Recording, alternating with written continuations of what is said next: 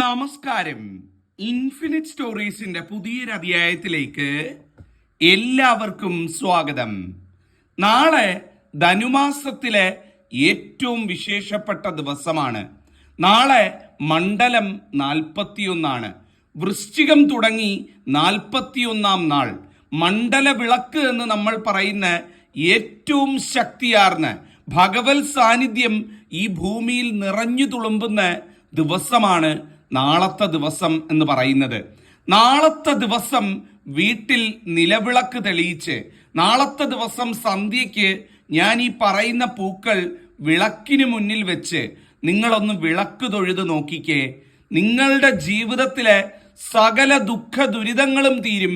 2025 എന്ന് പറയുന്ന പുതുവർഷം നിങ്ങൾക്ക് എല്ലാ ഐശ്വര്യങ്ങളും നിറഞ്ഞതായി മാറുന്നതായിരിക്കും. സാക്ഷാൽ പരമശിവന്റെയും മഹാവിഷ്ണു ഭഗവാന്റെയും കലിയുഗ വരദനായ അയ്യപ്പസ്വാമിയുടെയും അനുഗ്രഹം ഒന്നിച്ച് നിങ്ങൾക്ക് ലഭിക്കുന്ന സന്ധ്യയാണ് നാളത്തെ സന്ധ്യ എന്ന് പറയുന്നത്.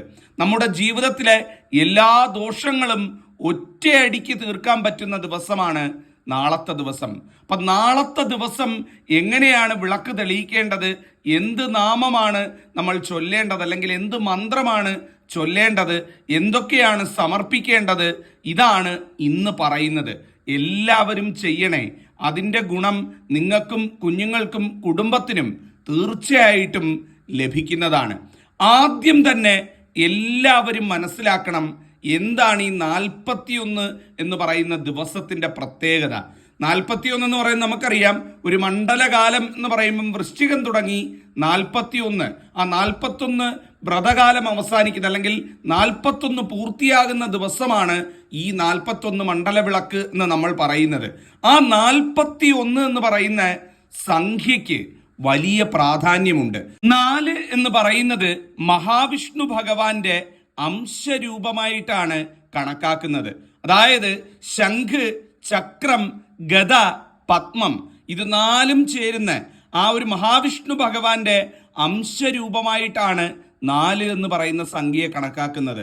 1 എന്ന് പറയുന്നത് ശിവഭഗവാന്റെ പരമശിവന്റെ അംശരൂപമായിട്ടാണ് കണക്കാക്കുന്നത്. അങ്ങനെ 4ഉം 1ഉം ചേർന്നതാണ് 41.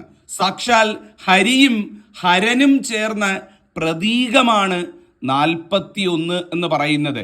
കലിയുഗ വരദനായ അയ്യപ്പസ്വാമിയുടെയും മഹാവിഷ്ണു ഭഗവാന്റെയും സാക്ഷാൽ പരമേശ്വരന്റെയും അനുഗ്രഹം ഒന്നിച്ച് നമുക്ക് ലഭിക്കുന്ന, ഹരിയും ഹരനും ചേർന്ന് നമുക്ക് അയ്യപ്പസ്വാമിയുടെ അനുഗ്രഹത്തിലൂടെ പൂർണ്ണ ഐശ്വര്യം ലഭിക്കുന്ന ദിവസമാണ് ഈ 41 നാൾ 41 വിളക്ക് എന്ന് പറയുന്നത്. ഏറ്റവും ഐശ്വര്യമാണ്. നാളത്തെ ദിവസം വേറെയുണ്ട് പ്രത്യേകത എന്ന് പറയുന്നത്. നാളെ ഏകാദശിയും വ്യാഴാഴ്ചയും ചേർന്ന് വരുന്ന ഒരു പുണ്യ ദിവസം കൂടിയാണ്. അപ്പൊ ഏകാദശി, വ്യാഴാഴ്ച, 41 ഇതെല്ലാം ചേർന്ന് വരുന്ന ഏറ്റവും പവിത്രമായ സന്ധ്യയാണ് നാളത്തെ സന്ധ്യ. നാളത്തെ ദിവസം വീട്ടിൽ സന്ധ്യയ്ക്ക് 5 തിരിയിട്ട് നിലവിളക്ക് തെളിയിക്കുക. എല്ലാവരും വീട്ടിൽ വിളക്ക് തെളിയിക്കുന്ന അമ്മമാരായിക്കൊള്ളട്ടെ, കുട്ടികളായിക്കൊള്ളട്ടെ, എല്ലാവരും നാളത്തെ ദിവസം ഐശ്വര്യമായിട്ട് ആ നിലവിളക്കിൽ 5 തിരിയിട്ട് ഭദ്രദീപം തന്നെ 5 തിരിയിട്ട് നിലവിളക്ക് തന്നെ തെളിയിക്കുക എന്നുള്ളതാണ് ഒന്നാമതായിട്ട് ചെയ്യേണ്ട കാര്യം. രണ്ടാമത്തെ കാര്യം എന്ന് പറയുന്നത് വീട്ടിൽ ശിവചിത്രം, അയ്യപ്പ ചിത്രം, മഹാവിഷ്ണു ഭഗവാന്റെ ചിത്രം അല്ലെങ്കിൽ ശ്രീകൃഷ്ണ ഭഗവാന്റെ ചിത്രം ഉണ്ട് എന്നുണ്ടെങ്കിൽ അത് ആ നിലവിളക്കിനടുത്തായിട്ട് ഏറ്റവും മനോഹരമായിട്ട് വെക്കുക. ആ ചിത്രങ്ങളുടെ മുന്നിൽ ഏറ്റവും മനോഹരമായിട്ട് കുറച്ച് മുല്ലപ്പൂക്കൾ വെക്കുക. 3 ചിത്രങ്ങൾ ഉണ്ട് എന്നുണ്ടെങ്കിൽ 3ന്റെ മുന്നിലും വെക്കുക. അല്ല, ഒരു ദേവന്റെ ചിത്രം മാത്രമേ ഉള്ളൂ, ശിവഭഗവാന്റെ ചിത്രം മാത്രമേ ഉള്ളൂ എന്നുണ്ടെങ്കിൽ അതിനു മുന്നിൽ കുറച്ച് മുല്ലപ്പൂക്കൾ വെക്കുക. ബാക്കി ആ നിലവിളക്കിന്റെ ചുവട്ടിലും കുറച്ച് മുല്ലപ്പൂക്കൾ വെക്കുക. ആ നിലവിളക്കിനോടൊപ്പം വെക്കുന്ന ആ കിണ്ടി ഉണ്ടല്ലോ, ആ കിണ്ടിയിൽ ഞാൻ ഈ പറയുന്ന പൂക്കൾ നിങ്ങൾ വെക്കുക. 1, ഒരു തുളസിപ്പൂവ് മനോഹരമായിട്ട് വെക്കുക.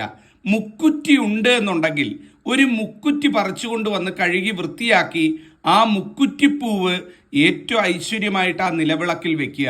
നിങ്ങളുടെ ആരുടെയെങ്കിലും വീട്ടിൽ മുക്കുറ്റി നിൽപ്പുണ്ട് എന്നുണ്ടെങ്കിൽ നാളെ ഈ അവസരം വിട്ടുകളയരുത്. ഒരു മുക്കുറ്റി പറിച്ചുകൊണ്ട് വന്ന് കഴുകി ശുദ്ധിയാക്കി ഏറ്റവും ഐശ്വര്യമായിട്ട് ആ നിലവിളക്കിൽ, ആ കിണ്ടിയിൽ, ആ തുളസിപ്പൂവിനോടൊപ്പം ആ മുക്കുറ്റിപ്പൂവ് കൂടി വെക്കുക. ഇനി മുക്കുറ്റി ഇല്ല എന്നുണ്ടെങ്കിൽ അതിന് പകരം നേരത്തെ പറഞ്ഞ മുല്ലപ്പൂവ് കിണ്ടിയിൽ വെച്ചാലും മതി എന്നുള്ളതാണ്. മുക്കുറ്റി ഉണ്ടെന്നുണ്ടെങ്കിൽ ഇന്നേ നോക്കി വെക്കൂ.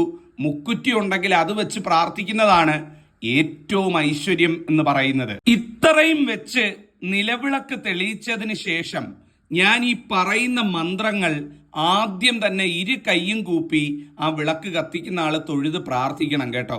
ആ വീടിന് എല്ലാ ഐശ്വര്യവും വരും. ആദ്യം ചൊല്ലേണ്ടത് ഓം നമോ നാരായണായ എന്നാണ്. അത് 108 തവണയോ 36 തവണയോ അതും അല്ലെങ്കിൽ 12 തവണയോ ചൊല്ലുക. നിങ്ങളുടെ സൗകര്യാർത്ഥം ചൊല്ലാം. 12, 36, 108 ഈ രീതിയിൽ ചൊല്ലാവുന്നതാണ്. ഏത് വേണമെങ്കിലും തിരഞ്ഞെടുത്ത് ചൊല്ലാം. ഓം നമോ നാരായണായ. അത് ചൊല്ലി തീരുന്ന ഉടനെ തന്നെ അടുത്ത മന്ത്രം ചൊല്ലണം.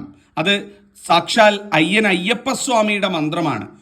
ഓം മണികണ്ഠായ മഹിഷീമർദ്ദനായ മന്ത്രതന്ത്രരൂപായ മഹാശക്തായ സർവാമയ വിനാശനായ നമോ നമ. ഒരിക്കൽ കൂടി പറയാം. ഓം മണികണ്ഠായ മഹിഷീമർദ്ദനായ മന്ത്രതന്ത്രരൂപായ മഹാശക്തായ സർവാമയ വിനാശനായ നമോ നമ. ഈ മന്ത്രം നിങ്ങൾ ഒരു 3 തവണ, ഇത് സ്ക്രീൻഷോട്ട് എടുത്ത് വെക്കുകയോ സേവ് ചെയ്ത് വെക്കുകയോ അല്ലെങ്കിൽ നോക്കിയാണെന്നുണ്ടെങ്കിൽ അന്നേരം വീഡിയോ ഓപ്പൺ ചെയ്ത് നോക്കിയാണെന്നുണ്ടെങ്കിലും ഈ മന്ത്രം ഒരു 3 തവണ നിങ്ങൾ ആ നിലവിളക്കിന്റെ മുന്നിൽ നിന്ന് ചൊല്ലുക. ഇതും ചൊല്ലിയതിന് ശേഷം മൂന്നാമതായിട്ട് ഓം നമഃശിവായ എന്ന് പറയുന്ന മന്ത്രം, ഓം നമഃശിവായ മന്ത്രം, ശിവപഞ്ചാക്ഷരി മന്ത്രം ഏറ്റവും ഐശ്വര്യമായിട്ട് ഒരു 3 തവണ അല്ലെങ്കിൽ 108 തവണ ഐശ്വര്യമായിട്ട് ചൊല്ലി ആ നിലവിളക്കിന് മുന്നിൽ പ്രാർത്ഥിക്കുക. അതിനുശേഷം നിങ്ങൾക്ക് എന്തൊക്കെ സങ്കടങ്ങൾ ഭഗവാനോട് പറയാനുണ്ട്, ഇത്രയും ചെയ്തു കഴിയുമ്പോൾ തന്നെ ഭഗവത് സാന്നിധ്യം അവിടെ ഉണ്ടായി എന്ന് പറയാൻ സാധിക്കും. ആ നിമിഷത്തിൽ നിങ്ങൾക്ക് എന്തൊക്കെ ഭഗവാനോട് പ്രാർത്ഥിക്കാനുണ്ടോ ആ കാര്യങ്ങളൊക്കെ പറയാം. ശനിദോഷ മുക്തി ഉണ്ടാകാൻ, ആഗ്രഹ സാഫല്യം ഉണ്ടാകാൻ, ആയുരാരോഗ്യ സൗഖ്യമുണ്ടാകാൻ, മക്കൾക്ക് ഉയർച്ച ഉണ്ടാകുവാൻ, തൊഴിൽ അഭിവൃദ്ധി ഉണ്ടാകുവാൻ, ഈ പറഞ്ഞ കാര്യങ്ങളെല്ലാം നിങ്ങൾ നാളത്തെ ദിവസം വിളക്കിന് മുന്നിൽ തൊഴുത് പ്രാർത്ഥിക്കണം കേട്ടോ. ഈ കാര്യങ്ങളെല്ലാം നിങ്ങൾ പറയണം. ഞാൻ ഈ പറഞ്ഞ അടുക്ക് ഓർത്തു വയ്ക്കുക. ശനിദോഷമുക്തി, ആഗ്രഹ സാഫല്യം, ആയുരാരോഗ്യ സൗഖ്യം, സന്താനങ്ങളുള്ളവരാണെങ്കിൽ സന്താന സൗഖ്യം, തൊഴിലഭിവൃദ്ധി, ഈ 5 കാര്യങ്ങളും പറയാൻ മറക്കരുത്. ഈ 5 കാര്യങ്ങളും നിങ്ങൾ പറയുക. ഒപ്പം നിങ്ങൾക്ക് വേറെ എന്തൊക്കെ പറയണോ അതെല്ലാം ഭഗവാനോട് പറഞ്ഞ് പ്രാർത്ഥിക്കുക. 2025 നിങ്ങൾക്ക് ഭാഗ്യവർഷമായി തീരും. നാളെ വിളക്ക് വെച്ച് ഇങ്ങനെ പ്രാർത്ഥിച്ചു കഴിഞ്ഞാൽ അതിൻ്റെ ഗുണം വർഷം മുഴുവൻ കിട്ടും. ഇനി എത്ര വലിയ ദോഷ നക്ഷത്രമാണ് എന്ന് പറഞ്ഞാലും. അപ്പൊ എല്ലാവരും ഇത് ചെയ്യുക. അതുപോലെ തന്നെ നാളത്തെ ദിവസം അമ്പലത്തിൽ പോകുന്നവരൊക്കെ ഉണ്ട് എന്നുണ്ടെങ്കിൽ അമ്പലത്തിൽ പോകുന്ന സമയത്ത് നിങ്ങളുടെ വീട്ടിനടുത്ത് അയ്യപ്പ ക്ഷേത്രം അല്ലെങ്കിൽ അയ്യപ്പന്റെ ശാസ്താവിന്റെ പ്രതിഷ്ഠയുള്ള അമ്പലം ഉണ്ട് എന്നുണ്ടെങ്കിൽ, ഉപപ്രതിഷ്ഠ ആയാലും കുഴപ്പമില്ല, ആ നടക്കൽ പോയി ഒന്ന് പ്രത്യേകം തൊഴുത് പ്രാർത്ഥിക്കണം കേട്ടോ. 1 രൂപ നാണയമൊക്കെ കൊണ്ടുപോയി തലയ്ക്കൊഴിഞ്ഞ് ശാസ്താവിന്റെ നടയിലിടുക. അയ്യപ്പന്റെ അമ്പലം ഉണ്ടെങ്കിൽ അവിടെ പോകുന്ന ഏറ്റവും നല്ലതാണ്. അതില്ല എന്നുണ്ടെങ്കിൽ അയ്യപ്പ പ്രതിഷ്ഠയുള്ള അമ്പലം ആയാലും മതി. അവിടെ പോയി തലയ്ക്ക് 1 രൂപ ഒഴിഞ്ഞിട്ട്, പറ്റിയാൽ അയ്യപ്പൻ മുഖ്യ പ്രതിഷ്ഠയായിട്ടുള്ള അമ്പലം ഉണ്ട് എന്നുണ്ടെങ്കിൽ അവിടെ പോകുന്ന സമയത്ത് ഒരു പാത്രം എണ്ണ വാങ്ങിക്കൊണ്ട് പോവുക. എണ്ണ എന്ന് പറയുമ്പം നിങ്ങളുടെ കഴിവിനനുസരിച്ച് മതി. ചെറിയൊരു കുപ്പി ആയാലും മതി. ഒരു കുപ്പി എണ്ണ വാങ്ങിച്ചുകൊണ്ട് പോവുക. പൂജാ സ്റ്റാളെന്നോ മറ്റോ കൊണ്ടുപോയി അയ്യപ്പന്റെ അമ്പലത്തിലെ കെടാവിളക്കിൽ ആ എണ്ണ ഒഴിക്കുക. ഏറ്റവും ഐശ്വര്യമായിരിക്കും. ഇനി അങ്ങനെ ഒഴിക്കാൻ സമ്മതിക്കാത്ത ക്ഷേത്രങ്ങളുണ്ട് എന്നുണ്ടെങ്കിൽ, ചില അമ്പലങ്ങളിൽ സമ്മതിച്ചോളണമെന്നില്ല, അങ്ങനെയാണെന്നുണ്ടെങ്കിൽ അവിടുത്തെ തിരുമേനിയുടെ കയ്യിൽ ആ എണ്ണ വഴിപാടായിട്ട് നൽകുക. തിരുമേനി അത് അവിടുത്തെ പൂജയ്ക്ക് ഉപയോഗിച്ചോളും. ആ നാളത്തെ ദിവസം എണ്ണ അയ്യപ്പ ക്ഷേത്രത്തിൽ കൊടുത്ത് അല്ലെങ്കിൽ അയ്യപ്പ ക്ഷേത്രത്തിലെ കിടാവിളക്കിൽ ഒഴിച്ച് പ്രാർത്ഥിക്കുന്നവരെ സംബന്ധിച്ചിടത്തോളം അവരുടെ ജീവിതത്തിലെ എല്ലാ ദുഃഖങ്ങളും അലിഞ്ഞില്ലാതാകും. അപ്പോൾ ഒരുപാട് മനപ്രയാസം, മാനസിക ദുഃഖങ്ങളൊക്കെ അനുഭവിക്കുന്നവരുണ്ടെങ്കിൽ നാളെ അയ്യപ്പ ക്ഷേത്രത്തിൽ പോയി എണ്ണ സമർപ്പിച്ച് പ്രാർത്ഥിക്കൂ. ആ ജീവിതം രക്ഷപ്പെടുന്നതായിരിക്കും. സത്യമുള്ള കാര്യമാണ്, ചെയ്തവർക്കൊക്കെ ഫലം കിട്ടിയിട്ടുള്ള കാര്യമാണ്. അപ്പം ഈ ഒരു കാര്യം കൂടെ എല്ലാവരും മറക്കണ്ട. അപ്പം നാളത്തെ ഈ ഒരു മണ്ഡല വിളക്ക് ദിവസം അല്ലെങ്കിൽ മണ്ഡല 41 ദിവസം എല്ലാവരും വീട്ടിൽ വിളക്ക് തെളിയിച്ച് പ്രാർത്ഥിക്കൂ. ജഗദീശ്വരനെ അനുഗ്രഹിക്കട്ടെ. ഏറ്റവും ഐശ്വര്യമുള്ള സന്ധ്യയാണ്, അവസരം വിട്ടുകളയരുത്. ഭഗവാൻ അനുഗ്രഹിക്കട്ടെ, ഭഗവതി അനുഗ്രഹിക്കട്ടെ. നന്ദി, നമസ്കാരം.